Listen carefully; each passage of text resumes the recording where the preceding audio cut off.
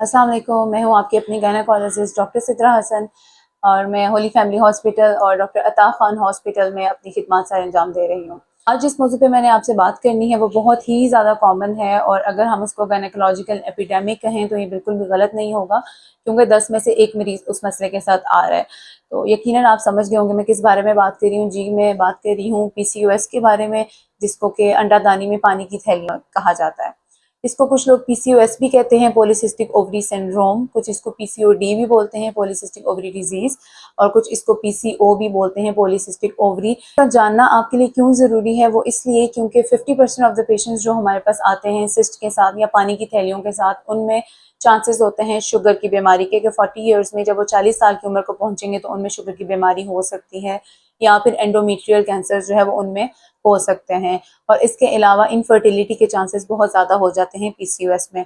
इसलिए आज मैं आपको इसके बारे में मुख्तसर सी मालूमात फ्राहम करूँगी और उसके बाद मैं एक सीरीज़ पूरी लेके आऊँगी आपके लिए, जिसमें आपको मैं हर छोटी से छोटी चीज़ पे पूरी मालूमात दूँगी। सबसे पहले हमें जो पीसीओएस है इसके साइन एंड सिम्टम्स, मतलब अलामात क्या आती हैं मरीज़ को, कि अगर वो खुद भी घर में डायग्नोज करना चाहें अपने आप को तो वो किस तरह से डायग्नोज करेंगे।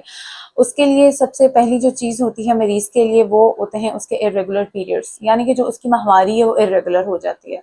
अब इर्रेगुलर माहवारी जो होती है या जो उसका साइकिल डिस्टर्ब हो जाता है, उसमें उसके पीरियड्स जो है वो डिले भी हो सकते हैं, वक्त के बाद भी आ सकते हैं, उसके प्रोलॉन्ग भी हो सकते हैं, कि अगर 5 दिन या 7 दिन का उनका साइकिल था, 10 और 15 दिन के लिए जा रहे हैं, वो पहले भी आ सकते हैं, अर्ली भी हो सकते हैं, और स्कैंटी पीरियड्स भी हो सकते हैं कि जिसमें उनको खून के बस दाग लग रहे हैं और प्रॉपर पीरियड्स खुल के नहीं आ रहे।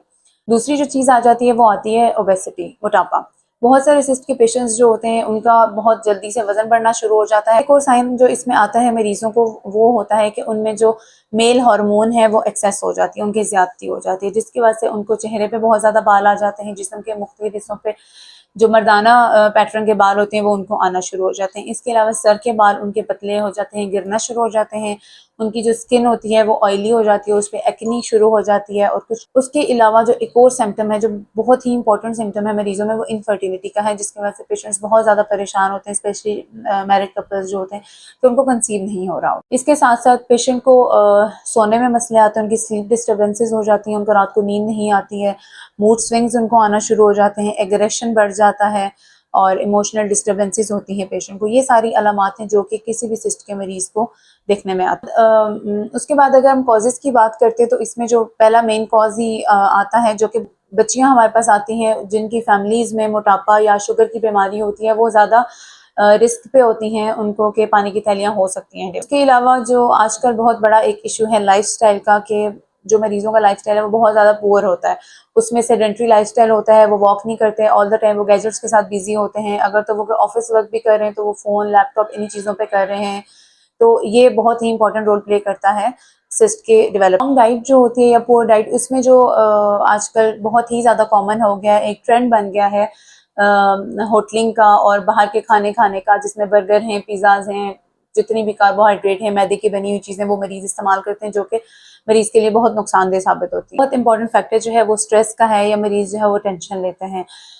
बच्चे हैं तो उनकी अपनी टेंशन है, बच्चियों के एग्जाम्स की टेंशन है, स्कूल की टेंशन है, घर में पेरेंट्स के साथ कोई मसला है, टीचर्स के साथ कोई मसला है, तो ये सारे मल्टीपल फैक्टर्स जो है ये भी बहुत इंपॉर्टेंट रोल प्ले करते हैं सिस्ट में। एक और उसके अलावा एक और जो बहुत इंपॉर्टेंट चीज़ है जिसको हम इतना इंपॉर्टेंट कंसिडर नहीं कर रहे होते, वो जो प्लास्टिक के हम यूज़ कर रहे होते हैं फूड प्लास्टिक कैंस में, और उसके अलावा जो हम एल्यूमिनियम फॉइल्स यूज़ करते हैं, एरोजल स्प्रेज यूज़ करते हैं, ये सारी चीज़ें जो हैं, ये सारी चीज़ें जो है ना आपको लेके जाती हैं सिस्ट की तरफ, इसलिए इन चीज़ों से बचना बहुत ज़रूरी है। डायग्नोसिस है उसमें हम 3 चीज़ें देखते हैं। एक क्राइटेरिया होता है रोटाडेम क्राइटेरिया, जिसमें कि 3 चीज़ें इंपॉर्टेंट होती हैं। सबसे पहला होता है माहवारी का इर्रेगुलर आना, उसमें आपके कम भी आ सकते हैं, ज़्यादा भी आ सकते हैं।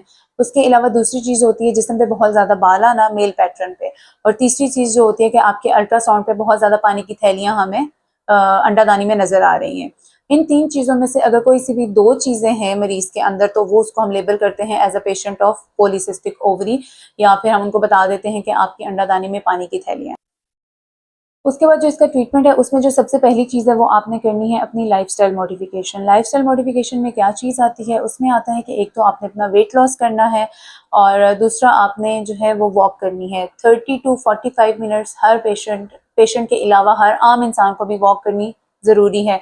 और बहुत सारे मरीज़ देखे गए हैं कि वो सिर्फ लाइफस्टाइल मॉडिफिकेशन और डाइट मॉडिफिकेशन से ही उनके सिस्ट जो है वो रिजॉल्व होना शुरू हो जाते हैं। उसके बाद जो दूसरी चीज़ आती है इंपॉर्टेंट, वो होती है ईटिंग हैबिट्स। आपने अपनी डाइटरी मॉडिफिकेशन करनी है। उसमें आपने क्या करना है कि जितनी भी मैदे की बनी हुई चीज़ें हैं, कार्बोहाइड्रेट हैं, बेकरी आइटम्स हैं, बर्गर, पिज़्ज़ा, शावरमा, ये चीज़ें आपने बिल्कुल कट कर देनी है। चीज़ फिर मेडिसिन आ जाती है जिसमें हम पेशेंट्स को लीट्रिजोल देते हैं, क्लोमिफेन सिट्रेट उनको देते हैं, और इसके अलावा मेटफॉर्मिन हमें पेशेंट्स को देनी पड़ती है क्योंकि वो इंसुलिन रेजिस्टेंस हो चुके होते हैं। उम्मीद करती हूँ आज की वीडियो आपको पसंद आई होगी। ये वीडियो को आप लाइक करें, शेयर करें ज़्यादा से ज़्यादा पेशेंट्स के साथ, फीमेल्स के साथ, बच्चियों के साथ, ताकि उनको भी इस चीज़ के बारे में मालूमात हासिल हो। उसके अलावा कोई भी अगर आपका सवाल है तो वो आप कमेंट में कर सकते हैं, और इसके अलावा आप मेरे चैनल को लाइक करें, सब्सक्राइब करें। मैं ऐसे ही अच्छी अच्छी वीडियोस आपके लिए लेके आती रहूँगी। और अगर आपको लगता है कि इन जितनी भी अलामात हैं इसमें से अगर कोई अलामत भी आपको ज़ाहिर हो रही है तो आप अपनी करीबी गायनेकोलॉजिस्ट को दिखाएं। और मेरे अपॉइंटमेंट के लिए मेरा नंबर नीचे आ रहा है, मेंशन है, आप उस पर कॉल करके अपॉइंटमेंट भी बुक करवा सकते हैं। अपना बहुत ज़्यादा ख्याल रखिएगा, दुआओं में याद रखिएगा। अल्लाह हाफ़िज़।